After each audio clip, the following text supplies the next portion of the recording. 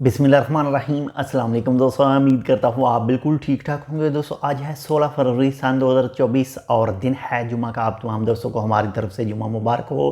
तो दोस्तों आज की वीडियो में मैं आपके साथ 2 से 3 जो न्यूज़ शेयर कर रहा हूँ, और इसमें एक न्यूज़ ऐसी भी है जो सोशल मीडिया के हवाले से है। सोशल मीडिया भी एक जो नशा है।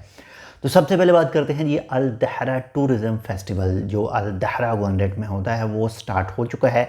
जो भी दोस्त हमारे अल दहरा गवर्नरेट में रहते हैं वो इस टूरिस्ट जो फेस्टिवल है इससे लुत्फ़ अंदोज़ हो सकते हैं।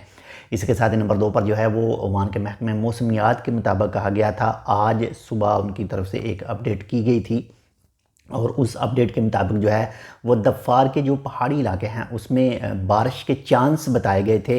बाकी अगर आप इस वक्त दफ़ार के इलाके में मौजूद हैं तो आप बता सकते हैं कमेंट करके कि आपके पास आज का मौसम कैसा है, यानी मौजूदा इस वक्त मौसम कैसा है, बारिश हो रही है या फिर नहीं। और इसके साथ ही ये भी कहा गया था कि जो भी साहली इलाके हैं वहाँ पर जो है वो धुंध वगैरह जो है वो फोग है वो हो सकती है। तो बहुत ही ज़्यादा एहतियात कीजिए। अगर आप ड्राइवर हैं तो लाजमी तौर पर जो है वो आपने एहतियात करनी है ड्राइव करते वक्त। इसके साथ ही नंबर 3 पर जो न्यूज़ है वो है इंडिया के अंदर एक शख्स ने सोशल मीडिया से तंग आकर जो है वो ख़ुदकुशी कर ली है।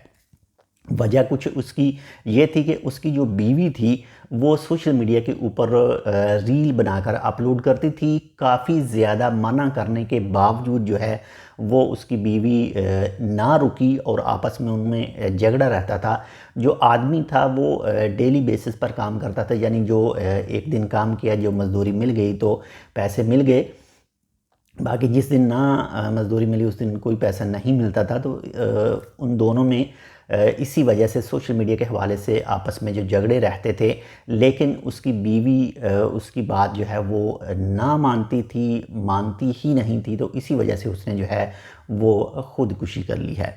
तो सोशल मीडिया जो है एक नशा इस वक्त नौजवानों में एक नशे की लत के सेम ही है।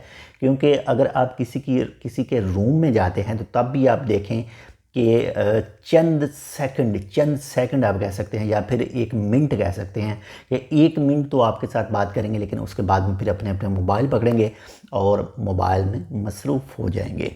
तो अगर आप ऐसा करते हैं तो कोशिश कीजिए जब तक मेहमान आपके पास मौजूद है तो मेहमान के साथ बात करें, मोबाइल को आप बाद में भी देख सकते हैं।